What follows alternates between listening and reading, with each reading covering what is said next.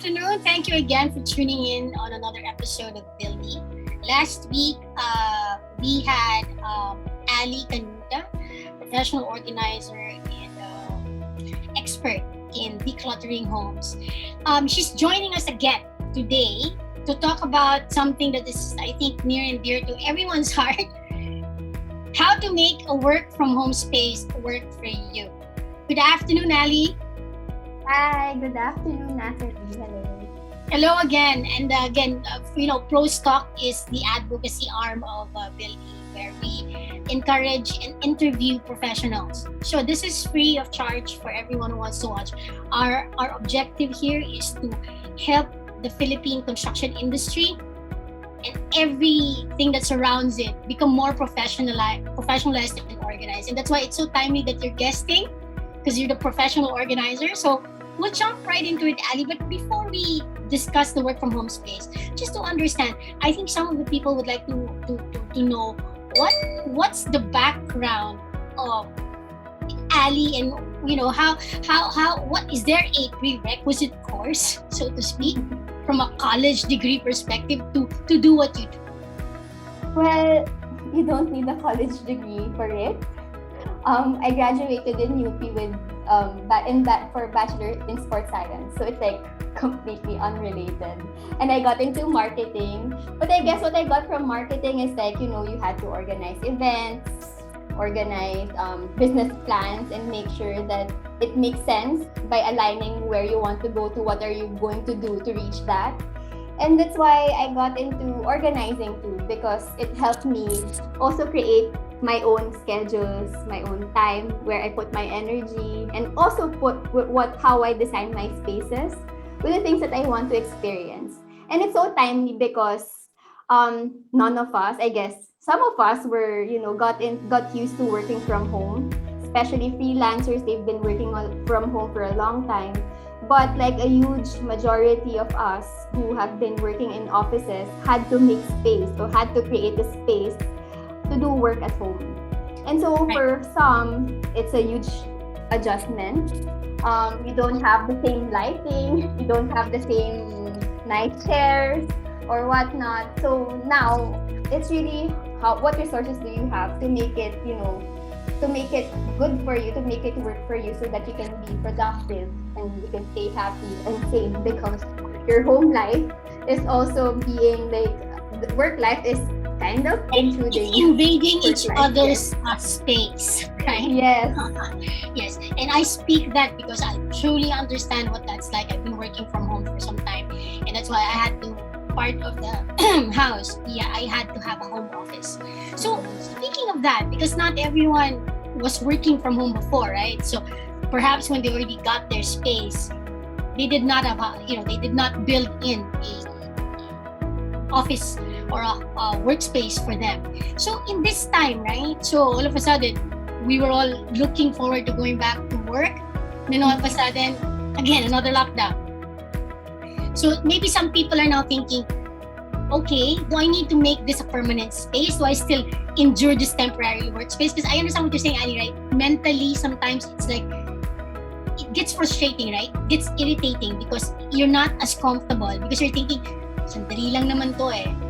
Then I'll go back to the office. So it's like, before, there's a line you can draw. The moment you step out of the house and you enter the office, work mode. And when you go back into the home, okay, no more work, home. But now, it's the same space. So it help us understand what do we need to look for in a space? What does that need to look like? So we keep our sanity, so to speak. Well, each person is different. So my preference might be different from you. Some people can only work with, like if there's a dedicated workspace. For some people, they enjoy working in a flexible manner. Like, oh, I'm going to work here at the dining table, or I'm going to work here at the bedroom or in the balcony. So it really depends on your preference.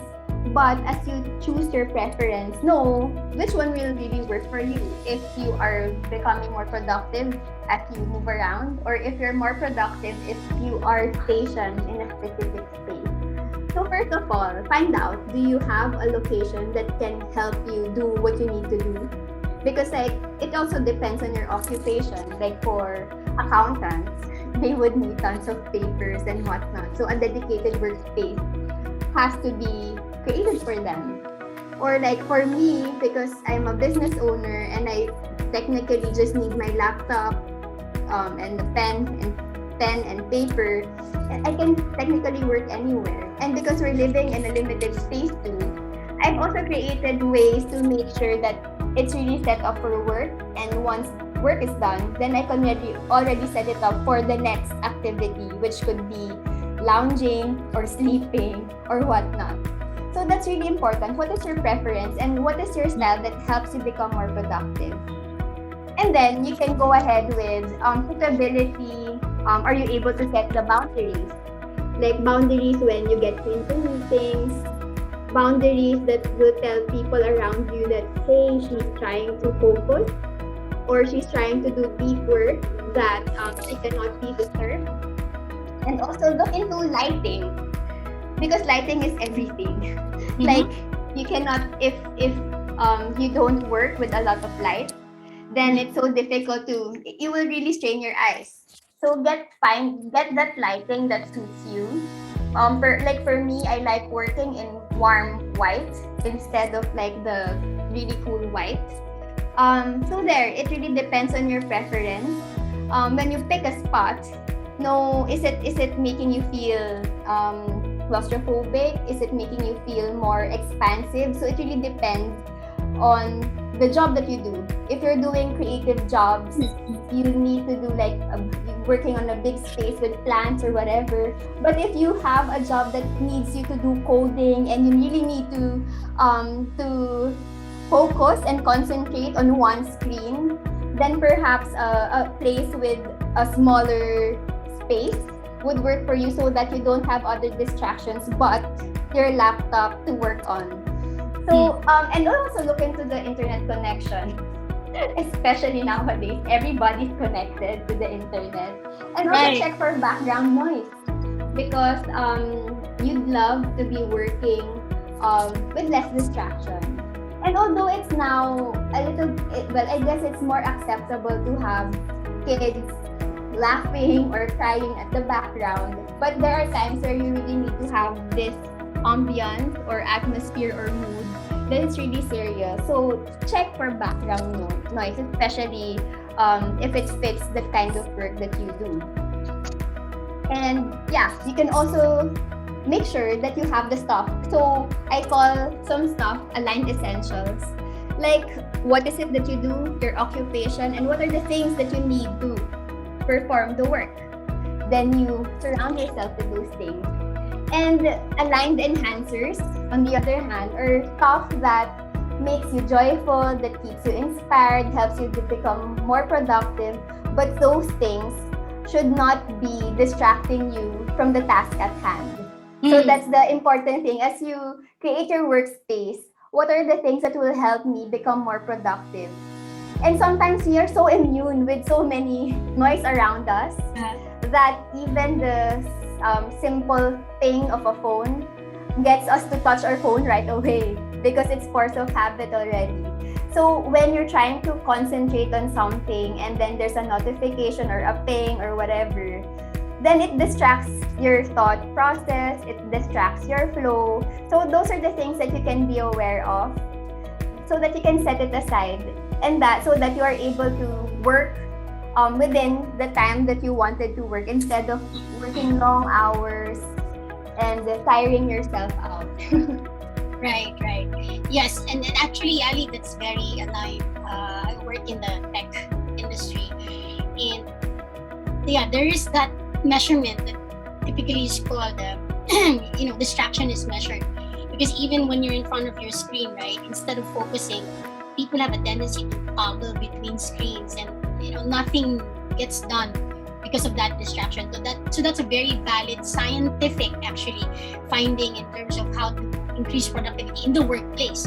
But now at home, that distraction is kind of like, especially if you have children around you, right? And you're in the middle of a call and there's a head that will pop up asking you questions. I mean, I think for most of us have experienced that, right? Regardless of whether you're the dad or the mom, when you have kids at home, no matter what rules you put in place, right? They're kids.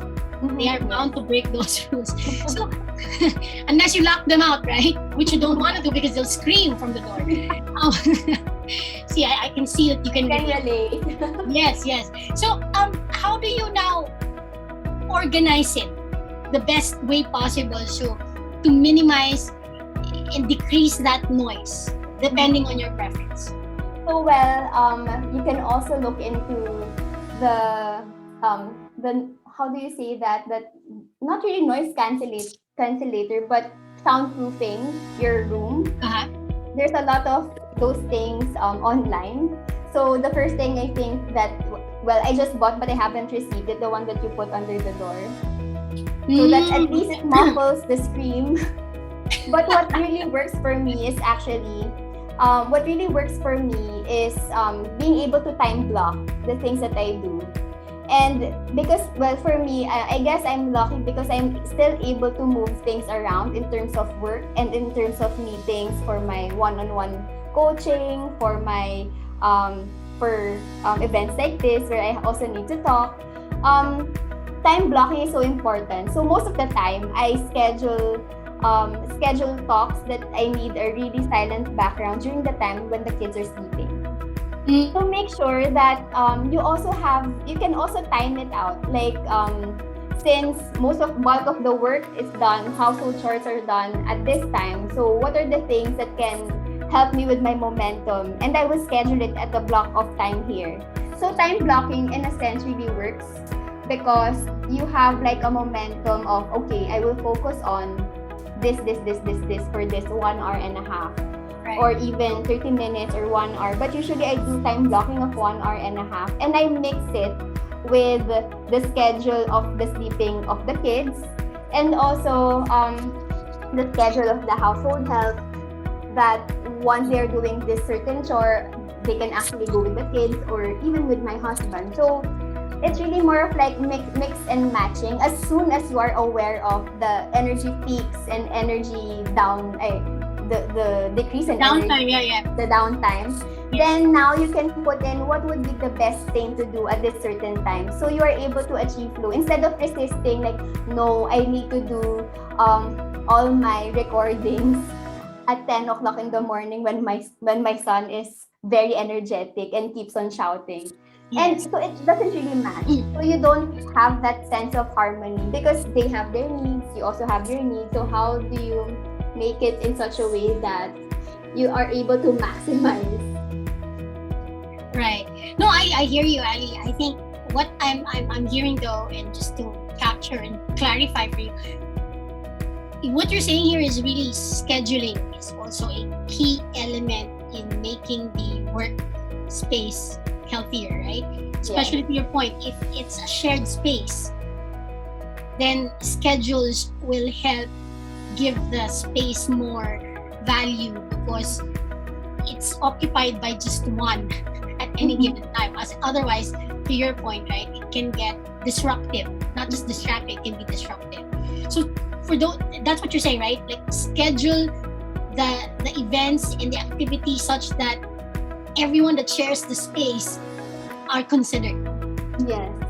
So think about it like when you're going to do something, you're setting up the mood for it.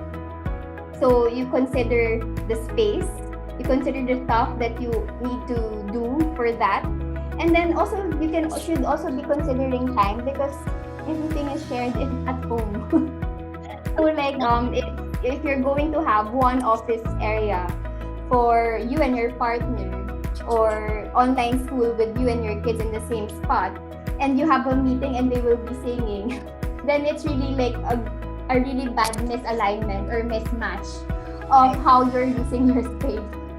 Right. No, I completely understand, Ali, what you're saying. Because although, you mentioned homeschooling, and for me, from my personal experience, sometimes I have to, we need to like do it together as a partner. Yes. It's one person all the time. And it's a struggle because if you have a meeting, even if you have a headset, kids tug you in the arm, right? Like, Yes. want you. So if it's not a video call, then you can just mute yourself. But if this is a video and then somebody's moving you, it can get distracting. And I hope everyone is more flexible now and more understanding, because these things you can't stop, right? Children will be children. Just because they're at home, it doesn't stop. So thank you for that. Ali, is there any other suggestion that you can give the audience, and even for me, right? How do you keep things organized though, right? If it's a shared space, right? You got a notebook there, but if it's a shared space and somebody moves it, any suggestion? Well, I think it's really more of being able to think of loops. And but before even thinking of loops, like creating like an area where you're really supposed to work, and it comes with communication. Like, okay, this is my area of work and this is how I have organized it. So this is how it is. And it also pays well to also pack away. Because like for me, I work in the bedroom, or I work at the balcony, I work in the kitchen area, wherever that I can work. But normally I work in the bedroom. And working in a bedroom, and also sleeping in a bedroom. And if you don't pack away, the visual reminder that work is there will not allow you to sleep. So if you are working in the bedroom, make sure that you are able to pack away. Pack away, because it also sends your mind and your body that, okay, now it's time to rest, because your workstation is already packed away, and you can truly relax. Because if you don't do that and then you try to sleep, and then you see your laptop suddenly just blinking or whatever, and then you suddenly think, oh, what are the things that I need to do tomorrow? And now you're stuck with the things that you need to do tomorrow, instead of like being able to relax and be at peace and be able to stop and take a pause. So packing away is like you telling yourself, okay, now it's time for work. If you're now surrounded with your work stuff, then you are surrounding yourself with the things that you need to do to perform a specific task. And for some, it will take some. It's because it's a habit that you're trying to build. But being able to do it will also create that boundary in your mind as well. Because we are not used to, until now, we're not really used to working at home. So we also need to help our minds set the tone and set the mood for a specific task that we need to do. And it's really important to take a pause. But apart from that, so packing up and packing away, setting it up and packing away is a loop.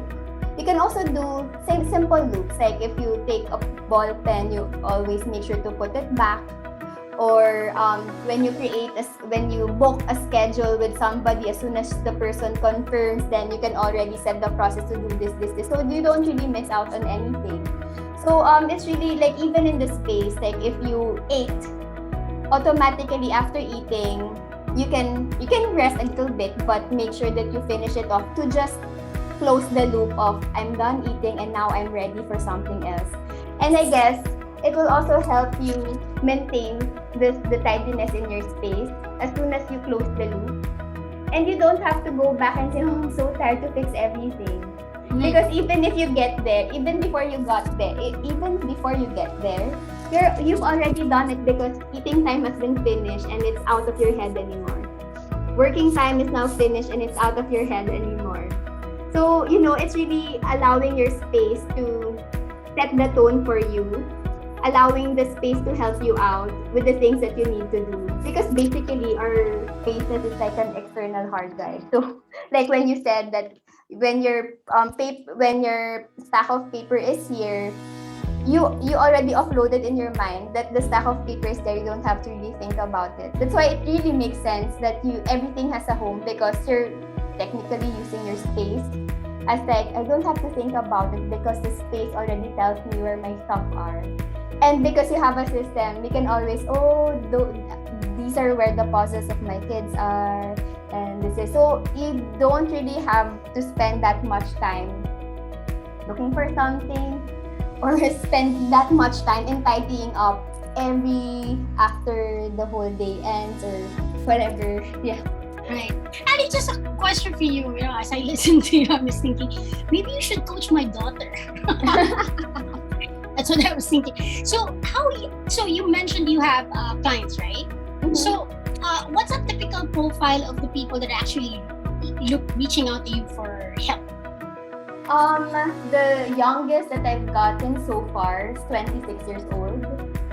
And well, not really the oldest, but I guess around 44 years old. 44. So it's a Mix. It's a mix of really a mix of mostly women who have asked for my help. I've had a male client before, but only one. Right. No, because I think that's the reality of it, right? Sometimes more often than not, it still falls on the woman's shoulders, like organized, right? No, the reason I ask that is because for those who are watching, right? Because for me, I'm thinking I can cooperate, right? But again, you're not the only one in the house, and you've mentioned there needs to be some communication, right? To me, I'm lucky because I have my own home office, so I can just. To me, my shutting down is leaving it and closing the door. Because if I have to pack away, that's just another thing that I need to do. But again, to your point, it varies from person to person. And again, it depends on the size of the space. Exactly, right? Yes. Even if you wanted to do that, if there's no space. So if people wanted to just reach out to you, maybe you can just share with the audience before we wrap, how best do they communicate or ask questions, or, you know, how do they get your service? Well, you can contact me on Instagram and also on Facebook. I also have a website where you can go to. It's allycanita.com. And where else? Yeah, those are the places you can get in touch with me. All right. No, because Ali, I really enjoyed this, right? As I was talking to you, I was thinking, I'm making a mental checklist of, did I do that? Did I communicate that, right? Because again, to your point, it's expensive. And I've experienced those where sometimes you buy stuff thinking that it will help organize, only to find out that that box will stick out of the closet, and then it's another eyesore, right? Yeah. And then you think, what do I do with this box now? Yes. So I guess I'm not alone in that. There's a lot of people who mentally just, you try to eyeball it. It's not accurate. That's not fit. So yeah. Ali, thank you so much. I hope you can join us again for future episodes of Buildy. I think we will get a lot of inquiries on, that will save me time, right? Especially for the working folks right now, right? Yep. This is important to all of us, but the headspace we need to actually organize and declutter, and make a space, it becomes like an overwhelming task. So the tendency is you don't go there. My advice is to take tiny steps.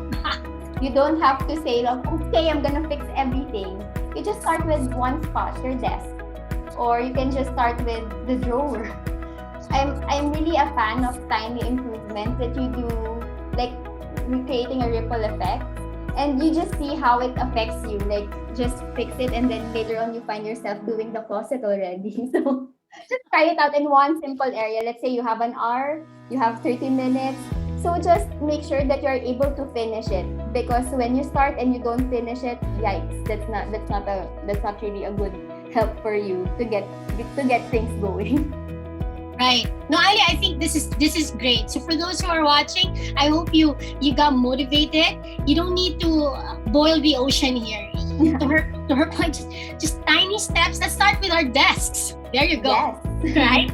Okay, Ali, thank you so much for your time today. Really, really appreciate your insights and your suggestions, recommendations. For those who are watching, if you enjoyed this conversation, please reach out to Ali. See how she can help you become better organized at home. And with that, thank you so much, Ali. Thank you for those who watched in today. Thank you.